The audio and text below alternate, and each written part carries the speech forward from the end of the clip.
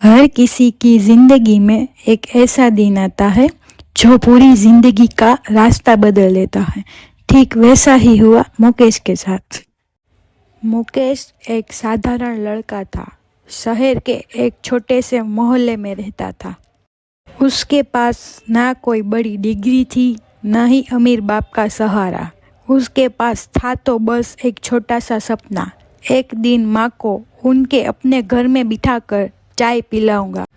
ये सपना बाहर से जितना छोटा दिखता था, मुकेश के लिए उतना ही बड़ा था, क्योंकि उसकी माँ सालों से एक किराए के छोटे से कमरे में रह रही थी, जहाँ छत से पानी टपकता था और दीवारों पर सीलन जमा थी। मुकेश दिन भर काम करता, कभी किसी दुकान पर तो कभी किसी ऑफिस में चाय लेकर जाता।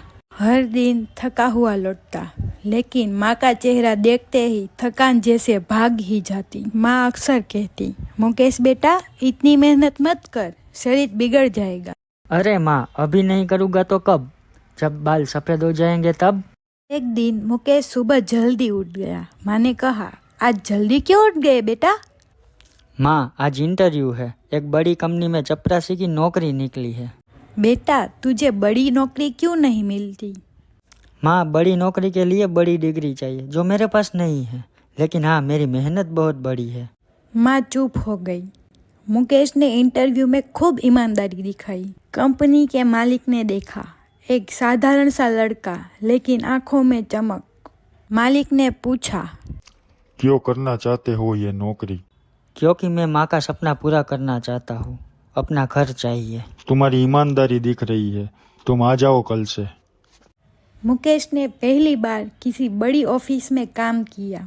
हर दिन ऑफिस में फाइलें उठाता, चाय पहुंचाता और सफाई करता। लेकिन वो अपने काम को छोटा नहीं समझता था, क्योंकि उसे पता था कि वो हर महीने पैसे बचा रहा है अपने नए घर के लिए। मुकेश की जिंदगी में अब एक नया मोड़ आया। एक दिन ऑफिस में एक बड़ी मीटिंग थी। सभी बड़े बड़े अफसर आए हुए थे, लेकिन कंप्यूटर खराब हो गया। सभी लोग परेशान थे। तभी मुकेश ने देखा और मालिक से कहा, सर, अगर आप कहे तो मैं इसे ठीक करने की कोशिश कर सकता हूँ। सब लोग हंस पड़े। अरे तुम क्या ठीक करोगे, चाय लाओ बस। लेकिन मालिक ने कहा, करने दो उसे, देखता हूँ। मुकेश ने झटपट कंप्यूटर देखा।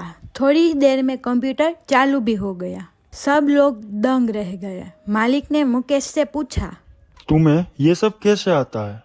सर, जब मैं दुकान में काम करता था तो अक्सर इलेक्ट्रॉनिक की चीज़ें ठीक करा करता था। बस वहीं से सीखा है मैंने। तुम्हें सिर्फ चाय वाले काम तक ही क्यों सीमित रखा जाए? कल से तुम ऑफिस की टेक्निकल चीजें भी देखोगे।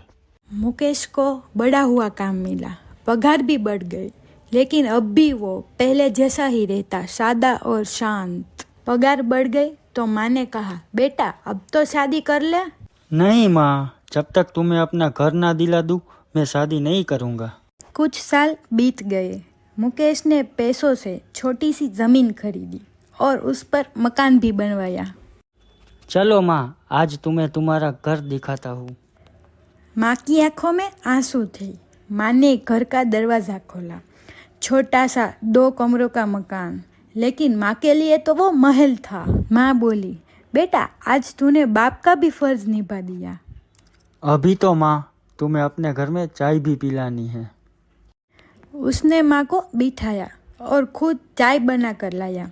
माँ चाय पीती जा रही थी और रोती जा रही थी। इधर ऑफिस में मुकेश को एक और बार प्रमोशन मिला। अब वो ऑफिस का टेक्निकल सुपरवाइजर बन गया था। जो लड़का चाय लाता था, अब सब लोग उसे सर सर कहने लगे। मुकेश ने फिर भी कभी गुरूर नहीं किया। वो हमेशा कहता, मैंने चाय भी उतनी मेहनत से बनाई थी जितना आप फाइलें बनाता हूँ। एक दिन मालिक ने मुकेश से पूछा, मुकेश, तुम्हारा अगला सपना क्या है? सपना तो वही रहेगा सर, माँ की मुस्कुराहट। बस अब अगला मकसद है माँ को तीर्थ यात्रा कराना। मालिक ने चुपचाप अपनी जेब से टिकट निकाली। तुम अपनी माँ के साथ तीर्थ यात्रा पर जाओ, ये मेरी तरफ से तोहफा। सर, आपने मालिक होकर भी बेटे का फर्ज निभाया।